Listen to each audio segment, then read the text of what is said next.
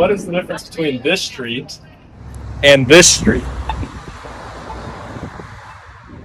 This neighborhood, it feels like it's safe, like you could stop and grab a bite to eat. But this one, it's just ugly and you want to leave. So you can tell that one is good and one is bad. But let's ask some questions about this good neighborhood. Why is it better? What about its design makes it better? How does it help the businesses and improve the economy in that neighborhood? And lastly, how can it improve lives? I'll answer these questions through this video. So let's look at the data for a second. I took a survey of my class to see what kind of neighborhoods they live in and what kind of neighborhoods they wish they lived in. So, you see most of them here live in single-family homes, which is pretty typical for Americans. So, I took a survey and I said, are you in a 5-minute walk of these things? And a lot of them, the red is the no, were not within a 5-minute walk of these very necessary things like grocery stores, coffee shops, restaurants.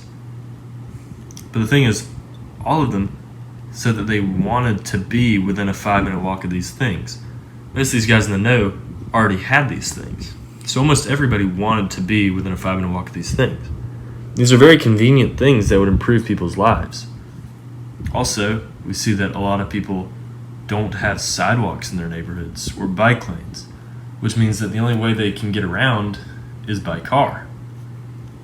If they can only get around by car, they're less likely to get exercise and all these other things that would be good for them. We also see that there's a demand for well-planned cities, because when you ask people what is the most beautiful city you've been to, they name all these cities that are very walkable. And look, when you ask, was that city very walkable, the most beautiful one, 24 out of 25 people said yes, that was a very walkable city. When you also ask, would you want your college campus to be walkable, 100% said yes. So there's clearly a demand for this type of walkable neighborhood. So we've looked at the data and people want to live in these walkable cities. There's demand. People also don't have a way to get around other than using a car. And many people don't live near things that they need. That's just inconvenient. So, how can we fix that? It's called good urban planning. The main principles of good urban planning include having more parks, more trees, higher density housing, more restaurants and necessities, more public transportation, more sidewalks and bike lanes so people can get around and exercise, and having less cars. We're going to look at two maps. The first one is my city, a well-urban planned city, which is Savannah, Georgia. So there's parks, and you can see there's a lot of trees, tall buildings, high density, and there's a waterfront park, and there's not that many cars. In this next photo, there is a lot of cars. There's a mall, which nobody can walk to because there's no housing near it, and it's just very inefficient, and it's ugly. Now, to really understand how well-planned cities are made, you need to understand that a lot of cars is just bad. This is the infamous Katy Freeway in Houston, Texas, and even though they added about 20 lanes to it, the traffic never stops. So you have to understand that more lanes does not solve traffic. Making bigger roads does not solve traffic. It just encourages more people to use those roads, which makes a traffic jam again. And we'd actually be better off if we didn't all have cars. To make well-planned cities, you want less cars, and you can see why. They just take up way too much space. Here's this side-by-side of how much space the cars take up versus the people if they were just walking. And it's a lot less. And how do we replace the car? It's with buses, trains, bike lanes, and sidewalks. Urban planning has a lot of psychology to it, and most of that comes from studying human history and how we evolved, what things we liked, what environments we liked, and what cities we lived in the past. This is an example of a poorly planned neighborhood. It's the classic American suburb And the reason that it's bad is because it fails one of the principles of urban planning. It's not walkable to any schools or businesses or restaurants or anything.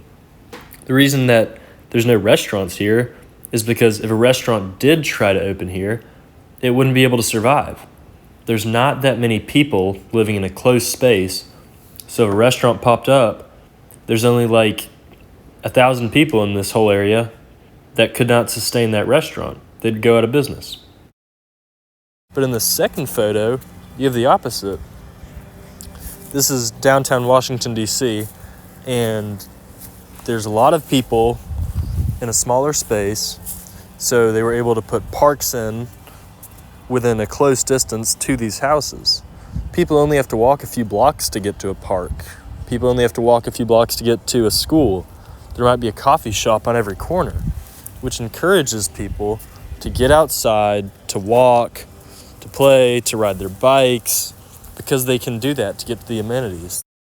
Well, this is a business class, so next we should look at how good urban planning can improve the economy and help business.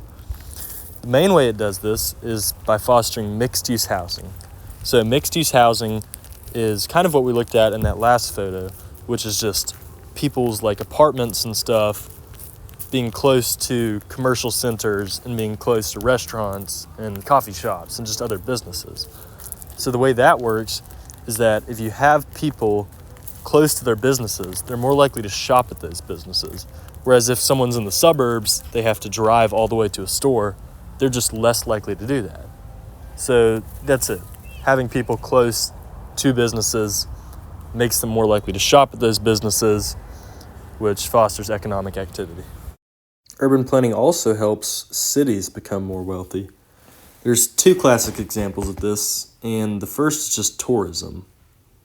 If a city is beautiful and well planned, then more tourists will come there and shop in that city.